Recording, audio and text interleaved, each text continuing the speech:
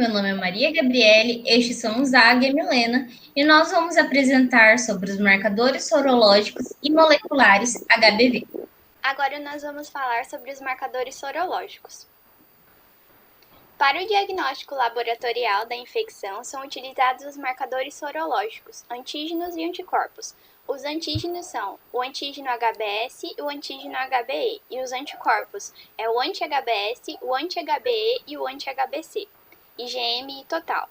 O antígeno HBc ele não circula e por isso ele não é considerado um marcador sorológico. HBcAg e anti-HBc IgM total. O antígeno HBc, ele é originado do gene C, ele constitui a camada interna do vírus, chamada de antígeno C ou antígeno core. E ele é um marcador hepático, ele não está disponível no soro, ele não circula no soro. E ele já foi identificado por meio de reações de imunohistoquímica no fígado de animais. Sobre o anti-HBc IgM e total. Com a pesquisa e análise do anti-HBc IgM e total, nós conseguimos identificar se esse paciente se encontra no início da infecção, se é uma infecção aguda ou se é uma infecção passada. Esse anticorpo é contra o antígeno HBc, ele aparece após o antígeno HBs, que é o primeiro marcador sorológico, e os anticorpos eles são formados quando se tem a presença do vírus. Então, logo quando a pessoa é infectada, eles podem não aparecer nos testes sorológicos, porque esse paciente ainda se encontra na janela sorológica. E o anti-HBc IgM, ele indica a fase aguda da infecção. Então, após esse tempo de janela sorológica, o primeiro anticorpo é o IgM, que ele vai nos indicar, se nós encontrarmos no teste apenas IgM, ele vai nos indicar que essa pessoa se encontra na fase aguda da infecção. E o anti-HBc IgM mais o anti-HBc IgG é o anti-HBc total. O IgG aparece logo após o IgM. Então, no final da fase aguda e no início da fase crônica ou da fase de recuperação desse paciente, pode-se encontrar os dois marcadores sorológicos no teste. E um paciente que possui a positividade para outros marcadores, mas não possui positividade para o anti-HBc total, vai nos indicar uma tolerância imunológica para o antígeno HBc, por exemplo, e isso pode comprometer, então, a produção dos anticorpos anti-HBc. HBsAg e anti-HBs. O primeiro é o antígeno e o segundo o anticorpo. HBsAg é uma proteína de superfície do vírus da hepatite B. Ela pode ser detectada em altos níveis na infecção aguda. A presença desse marcador significa que a pessoa está infectada pelo HBV. Já o anti-HBs é o anticorpo neutralizante produzido contra o HBsAg, que indica imunidade contra o vírus. Ele pode ser originado de uma infecção curada, com ou sem intervenção médica, e também por vacinação. Em pessoas vacinadas, o único anticorpo encontrado é o anti-HBs. Dos marcadores sorológicos, o HBsAg é o primeiro que circula. Ele aparece um mês após a infecção, e ele desaparece em até 6 meses. Caso seja detectado esse antígeno por mais de 6 meses, isso é indicativo de hepatite B crônica. Como saber que se passaram 6 meses da infecção? Se o paciente continua com positividade para o antígeno HBs depois de 6 meses e ele tem anti-HBs total positivo e ele não tem o anti-HBs, ele é um portador crônico que não se curou. E podemos diferenciar um paciente com uma infecção passada e curado de um paciente com um marcador de resposta vacinal? Sim, se é uma infecção passada e um paciente curado, ele vai ter o anti-HBs positivo, o anti-HBc IgM negativo, que indica uma infecção aguda, e o anti-HBc IgG vai estar positivo. Se é um marcador de resposta vacinal, o anti-HBs vai estar positivo e vai ser o único marcador positivo. E nós sabemos que ele não entrou em contato com o vírus porque ele não possui nem o anti-HBs IgM e nem o anti-HBs IgG. Bom, aqui também temos o antígeno e o seu anticorpo. O HBeAg é a proteína E do vírus, que aparece no período agudo. indicando altos níveis de replicação viral.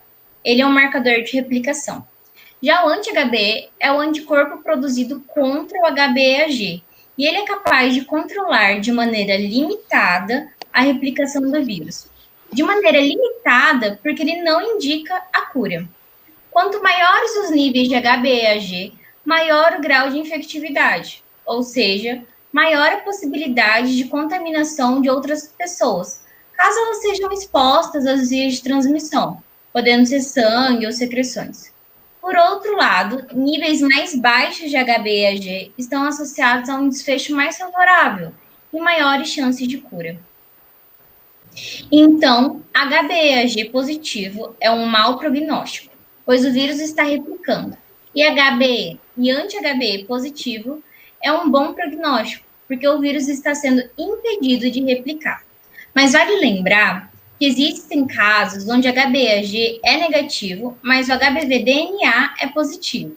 Isso significa que o vírus está replicando, porque pode haver um defeito na região pré-core, não havendo produção de HBeAg. Sempre que o HBV-DNA está positivo e o HBeAg está negativo, não pode excluir a possibilidade do vírus estar replicando. Mas se os dois estiverem negativos, principalmente o HBV-DNA, pode-se afirmar que não está replicando. Agora a gente vai falar um pouco de marcadores moleculares. Os testes de biologia molecular são capazes de detectar o RNA viral e confirmar o diagnóstico da infecção, além de diferenciar o subtipo viral, que é chamado de genotipagem. Isso auxilia no tratamento da doença. A detecção do RNA viral é o único marcador direto de infecção para hepatite B e hepatite C. A RT-PCR, ou a reação da cadeia em polimerase transcriptase reversa, é altamente sensível e específica. O RNA do vírus pode ser detectado apenas poucos dias após a exposição, antes que os anticorpos possam ser produzidos e detectados por testes sorológicos. É importante para o diagnóstico em indivíduos imunodeprimidos, em pacientes renais crônicos em hemodiálise e em recém-nascidos. O HBV-DNA é o primeiro marcador de diagnóstico molecular. É um ácido nucleico viral que está presente durante toda a infecção em níveis variáveis. Ele pode ser detectado por testes de carga viral. Se esse marcador aparece positivo, ele indica que o vírus está replicando. E ele geralmente é acompanhado pelo marcador HBeAg. Mas, porém, se há o HBV-DNA e nenhum outro marcador, indica que está no início da infecção. E mesmo quando o HBeAg está negativo, há essa replicação. Quando esse marcador aparece negativo, não está replicando. Porém, a gente pode interpretar de algumas formas. Se há outros marcadores positivados, ele pode significar que esse indivíduo entrou em contato com o vírus, mas com um tipo diferente, com uma mutação do HBV-DNA. E ele pode ser um vírus mutante ou um vírus que está oculto, que não pode ser detectado com este teste. Se tem o HBV-AG, que é um marcador de replicação, como a Gabi já falou, pode ser indício de vacinação. Se não sumirem aproximadamente um mês e logo assim aparecerem outros marcadores, a pessoa pode ter se infectado no decorrer desse período, né? O cccDNA, ou Covalently Closed Circular DNA, ou DNA na forma circular covalente fechado, ele é responsável pela persistência viral e a resistência aos tratamentos antivirais. A formação do cccDNA envolve a maquinaria de reparo do DNA do hospedeiro, ou seja, dos hepatócitos. Esse DNA ele é injetado na forma de pool de minicromossomos e eles vão servir como molde de DNA para que RNA virais possam ser produzidos e também algumas proteínas que são necessárias para o ciclo de replicação do HBV-DNA. Como ele não é recorrente em todos os casos e ele não é facilmente detectado pelas células de defesa do organismo, ele pode ser considerado uma forma latente da doença, já que todos os casos que são tratados por métodos convencionais acabam tendo uma reincidência novamente, já que ele não funciona para esses métodos mais comuns, né, de antivirais. Bom, Nós trouxemos esse gráfico para tentar resumir todos esses marcadores e entender eles conforme o tempo. O primeiro marcador a ser detectado é o DNA viral e ele aparece antes da infecção completar um mês. Dentre os marcadores sorológicos, o HBsAg é o primeiro que circula, aparecendo aproximadamente um mês após a exposição e desaparecendo cerca de 6 meses para as infecções com cura. Após o HBsAg, aparece o anti-HBc IgM. Os dois marcadores indicam infecção aguda. O anti-HBc IgG aparece em seguida ao anti-HBc IgM e pode ser detectável por muitos anos após a doença. Nesse mesmo período agudo, aparece o HBeAg, que indica a replicação viral. Após o desaparecimento dos antígenos, surgem os anticorpos, como representado no gráfico acima pelo aparecimento de anti-HBe e anti-HBs. Esse gráfico é uma situação ideal. Os antígenos desaparecem e os anticorpos predominam. Se fosse uma infecção crônica, por exemplo, o HBsAg iria persistir por mais 6 meses. Mas agora, a gente vai ver uns exemplos de possíveis resultados de exames. Bom, o primeiro caso, o resultado é negativo para os marcadores HSAg, anti-HBc e anti-HBs. Se a pessoa não tem antígeno nem anticorpo, ela é suscetível à infecção. O segundo caso, o resultado é negativo para HBsAg e positivo para anti-HBc, no caso IgM-IgG, e também para anti-HBs. Se a pessoa não possui antígeno, mas possui os dois anticorpos, ela é imune devido a uma infecção natural passada. Já se a pessoa tem HBsAg e anti-HBc negativo, mas possui o anti-HBs positivo, significa que ele é imune devido a algum tipo de vacinação contra hepatite B, já que o marcador que indica que a infecção está controlada deu positivo e nenhum outro indica indício de infecção.